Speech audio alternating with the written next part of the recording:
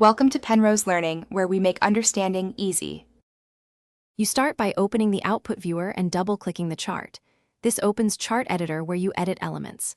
Click the exact element you want to recolor, a bar, line, or marker, because Spss applies colors per element.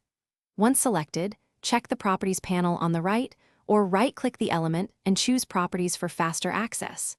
You do this now because changing the active selection prevents accidental color changes to other series. It also exposes fill and stroke options you will adjust next.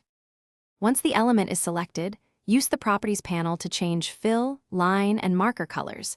This is where control matters. Click the color swatch to pick from palettes, or type a hex code, for example #1F77B4, when you need precise branding colors. Make sure to choose whether to apply the color to only the selected series or to all series. Apply to all for uniform charts versus selective changes when comparing groups. After picking a color, confirm by pressing Enter or clicking outside. To finish, close Chart Editor and save the Spss output so the color change persists in the Output viewer. If you need to repeat the same palette later, create a chart template or record the change in Chart Editor syntax. This saves time and ensures consistency.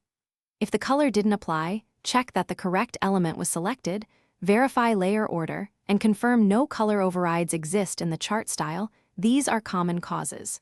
If problems persist, revert and try reselecting the series before recoloring. Thanks for watching. If this was helpful, leave a like and consider subscribing. See you next time.